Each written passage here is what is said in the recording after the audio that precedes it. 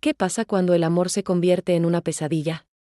Paul Bernardo y Karla Homolka parecían una pareja sacada de una revista, jóvenes, guapos, exitosos, pero detrás de esa imagen perfecta se escondía una verdad tan oscura que aún hoy, décadas después, sigue estremeciendo a todo un país. Esta no es solo una historia de crímenes. Es una historia de manipulación, de secretos familiares, de justicia cuestionada, y de cómo dos personas, juntas, fueron capaces de cruzar todos los límites. ¿Fue Karla una víctima, o una mente igual de perversa? ¿Y cómo logró Paul escapar de la justicia durante tantos años? Hoy te contaré la historia real de La pareja del mal, un caso que conmocionó a Canadá y dejó una cicatriz imposible de borrar. Prepárate. Porque lo que estás a punto de escuchar no es ficción. Es algo que realmente ocurrió. Y te garantizo que no vas a olvidarlo fácilmente. Toronto, Canadá. Finales de los años 80. Karla Homolka tenía solo 17 años cuando conoció a Paul Bernardo, un joven de 23 años que rápidamente captó su atención. Era noviembre de 1987, y ambos asistían a una convención profesional en Scarborough. Karla, apasionada por los animales, trabajaba como asistente en una clínica veterinaria y había sido enviada al evento por sus empleadores. Paul, por su parte, estudiaba contabilidad y se encontraba en pleno ascenso profesional. Su encanto era inmediato, sonrisa perfecta, lenguaje corporal seguro, y una voz suave que inspiraba confianza. Cuando sus miradas se cruzaron en el vestíbulo del hotel, algo se encendió entre ellos. Fue una de esas conexiones instantáneas, casi cinematográficas. Hablaron durante horas esa noche. Paul no tardó en mostrar su lado más seductor, mientras Karla se sentía hipnotizada por su atención y carisma. Era como si él supiera exactamente qué decir para hacerla sentir especial, única, deseada. En los días siguientes, la relación floreció con intensidad. A pesar de la diferencia de edad, Karla quedó completamente cautivada. Para ella, Paul era emocionante, maduro, un hombre que parecía tener el control de todo. Para Paul, Karla era joven, impresionable y, sobre todo, fácil de moldear. Esa dinámica marcó el tono de su relación desde el inicio.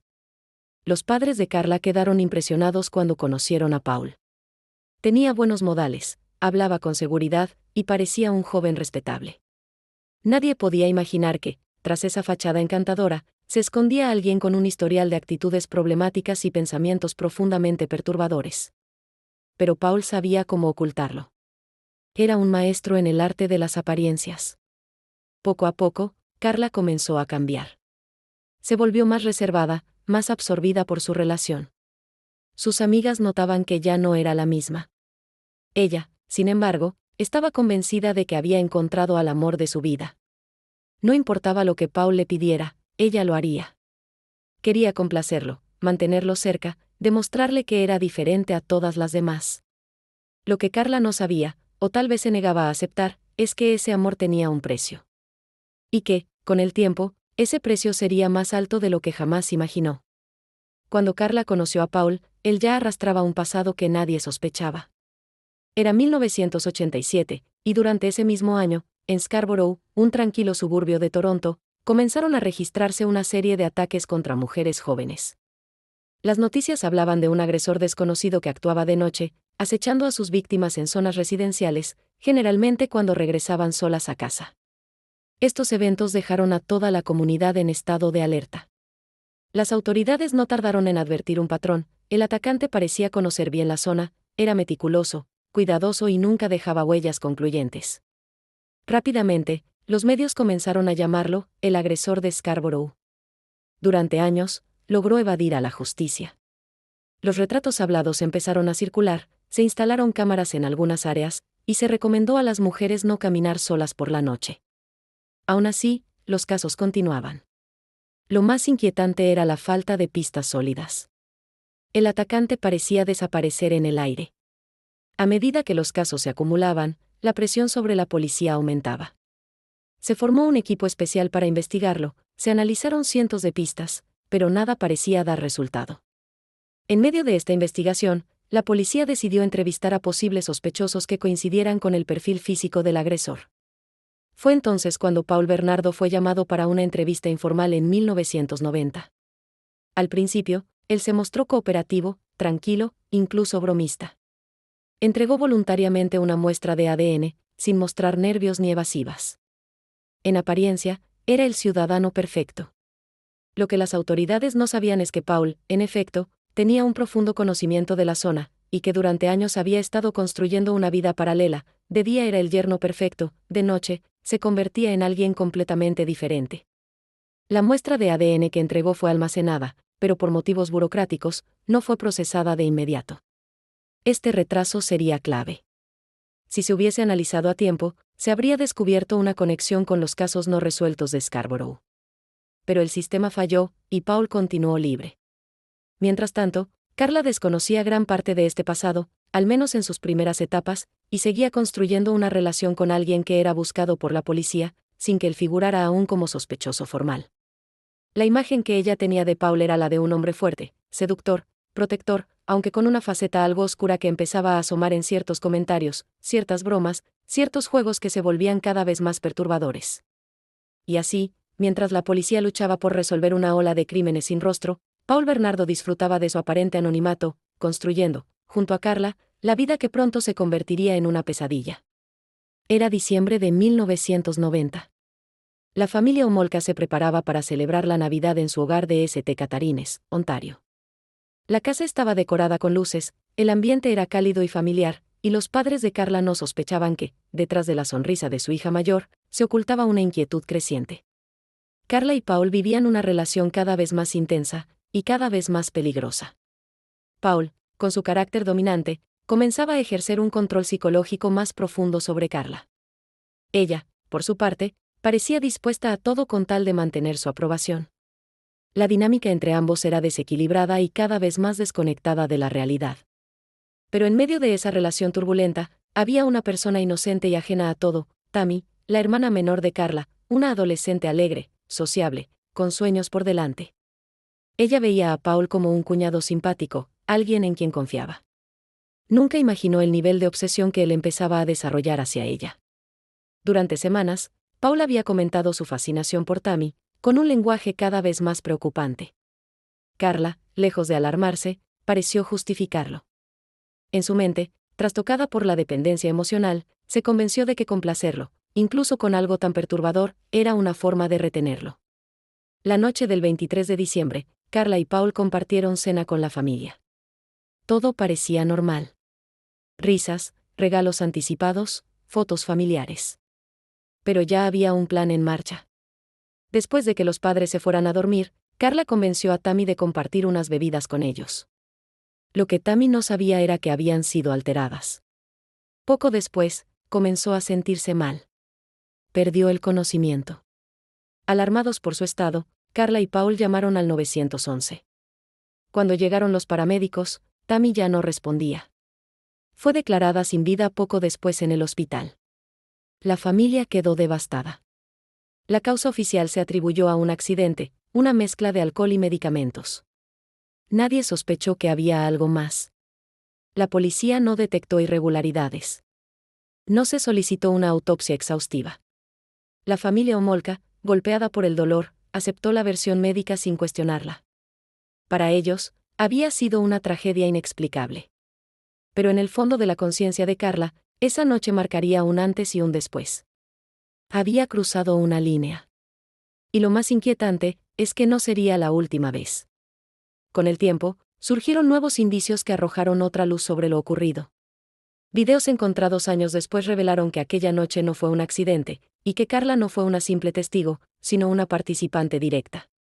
Sin embargo, en ese momento, la verdad quedó enterrada junto a Tammy, al menos, por un tiempo. El rostro de Carla seguía siendo el de una hija modelo. Nadie sospechaba lo que realmente había pasado en esa casa decorada para Navidad. La oscuridad ya había entrado, y estaba apenas comenzando. Tras la muerte de Tammy, nada volvió a ser igual en la familia Homolka. El duelo silencioso, el dolor inexplicable, la sensación de pérdida sin respuestas claras. Todo ello cubría el ambiente como una niebla densa. Pero si bien los padres intentaban seguir adelante, Carla y Paul vivían una realidad muy distinta. Lejos de sentir remordimiento, su relación se tornó aún más turbia. Se mudaron juntos a una casa en Port-Louise, un pequeño y tranquilo vecindario a orillas del lago Ontario. Desde afuera, Parecían una pareja joven iniciando su vida, paseaban al perro, saludaban a los vecinos, mantenían un jardín prolijo. Nadie podía imaginar que detrás de esas cortinas se gestaba algo siniestro. Paul, ahora con un control casi absoluto sobre Carla, comenzó a manifestar nuevas obsesiones. Quería más poder, más dominio, más adrenalina. Y Carla, en vez de resistirse, cooperaba. No por maldad, al menos no en su forma consciente, sino por una necesidad enfermiza de aprobación. Su identidad ya estaba completamente fundida con la de él. En la primavera de 1991, esta dinámica alcanzó un nuevo nivel. Leslie Mahaffey era una adolescente de 14 años, vivía en Burlington y tenía una vida escolar y social como cualquier chica de su edad. Una noche, luego de llegar tarde a casa tras una salida con amigos, encontró la puerta cerrada. Sus padres, como castigo, no le permitieron entrar. Leslie decidió esperar afuera hasta que amaneciera. Pero no estaba sola. Paul Bernardo conducía por la zona. Vio a Leslie, se acercó, y le ofreció ayuda. Lo que ocurrió después no se sabría sino hasta mucho tiempo más tarde, cuando se recuperaron ciertos videos y confesiones. Esa noche, Leslie fue llevada a la casa de Paul y Carla. Allí, permaneció durante varios días. Durante ese periodo, se documentaron actos de violencia que fueron grabados por la pareja. La idea de registrar lo ocurrido parecía tener tanto valor para ellos como el acto mismo.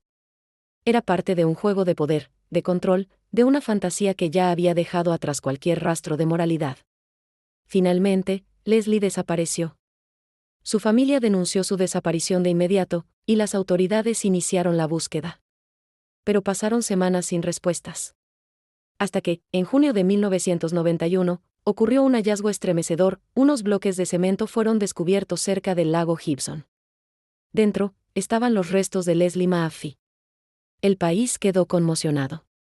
La brutalidad del crimen, la frialdad con la que se habían deshecho del cuerpo, la forma en que todo parecía haber sido calculado, eran signos de que no se trataba de un hecho aislado. La policía formó un equipo especial para investigar el caso, pero aún no había conexión con Paul y Carla. Seguían viviendo tranquilamente en su barrio, con su fachada impecable. Incluso asistían a reuniones familiares y posaban para fotos sonrientes. Pero el abismo ya se había abierto por completo. Poco después, volverían a atacar. Otra joven, otra vida interrumpida, otra familia rota. Y todo, siempre, tras la máscara de una pareja perfecta. Cuando Paul fue arrestado, Carla, temiendo por su propia situación legal, buscó asesoría legal. A través de su defensa, ofreció colaborar con la justicia a cambio de una reducción de pena. En su declaración, aseguró haber sido víctima de maltrato psicológico y físico por parte de Paul, lo que, según ella, la llevó a participar contra su voluntad en varios hechos. La fiscalía aceptó un acuerdo: Carla testificaría contra Paul a cambio de una condena reducida. Este pacto se hizo antes de que las autoridades encontraran videos que mostraban la participación activa de ambos en varios actos delictivos. Cuando se descubrió este nuevo material, ya era demasiado tarde para modificar el acuerdo legal. El trato estaba cerrado. Los videos encontrados en la casa de la pareja revelaron una realidad mucho más perturbadora de lo que se había imaginado. En ellos, se evidenciaba que Carla no solo era consciente de lo que ocurría, sino que también participaba activamente. Este hallazgo generó indignación pública. Muchos sintieron que Carla había manipulado a la justicia para obtener una condena leve, mientras que su implicación era mucho más grave de lo que se pensaba inicialmente.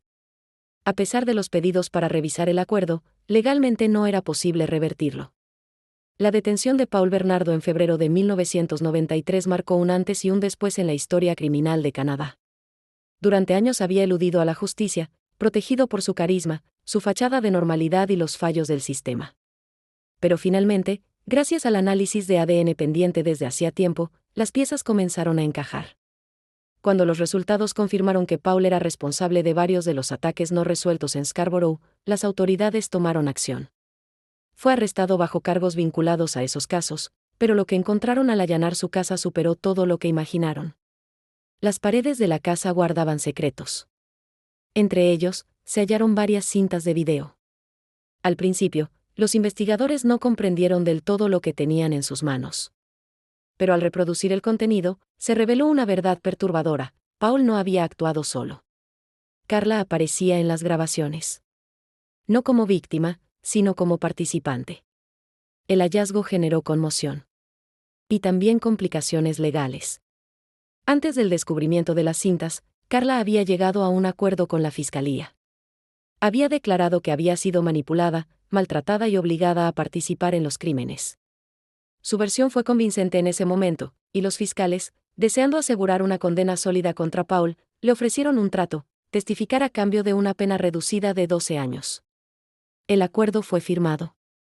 Pero poco después, salieron a la luz las grabaciones. En ellas, Carla no mostraba signos visibles de coerción. Por el contrario, parecía actuar con naturalidad, incluso con iniciativa en ciertos momentos. La revelación desató un escándalo nacional. Los fiscales estaban atrapados, el acuerdo ya estaba legalmente establecido, y no podía ser revocado. Carla cumpliría solo 12 años, sin importar la gravedad de lo que mostraban las cintas. La indignación pública fue inmediata. Editoriales, noticieros y ciudadanos expresaron su repudio. Muchos la apodaron con nombres como la Barbie asesina, aludiendo a su apariencia inocente contrastada con su verdadera participación. Mientras tanto, Paul enfrentaba su juicio. Fue declarado culpable de múltiples cargos, incluyendo homicidio en primer grado y privación ilegal de la libertad. Recibió la sentencia más severa posible en Canadá: cadena perpetua sin posibilidad de libertad condicional. Pero no fue todo. Fue además designado oficialmente como un delincuente peligroso, una clasificación legal que impide cualquier posibilidad de liberación futura, incluso si alguna ley cambiara con el tiempo. Esa etiqueta selló su destino: Paul Bernardo pasaría el resto de su vida tras las rejas.